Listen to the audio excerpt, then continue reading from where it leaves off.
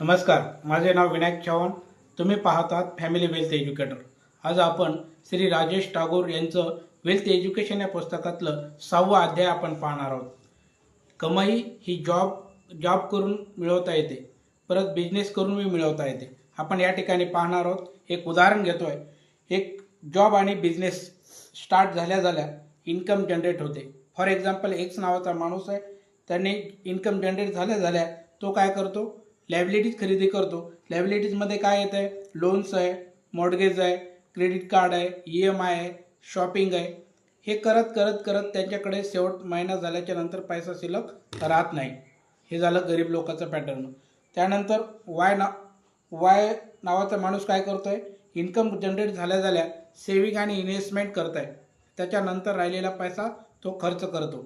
त्याच्यानंतर असं करत करत तो त्याच्यानंतर ॲसेट तयार करतो, ॲसेट खरेदी करतो आणि ॲसेटमधून पॅसिव्ह इन्कम जनरेट होते आणि त्याच्यानंतर तो श्रीमंत या मार्गाकडे वळतो. म्हणजे गरीब आणि श्रीमंताचा पॅटर्न आपल्याला समजून घेणं गरजेचं आहे. म्हणजे लायबिलिटीज आणि ॲसेट याच्यातला फरक समजून घेणं गरजेचं आहे. धन्यवाद.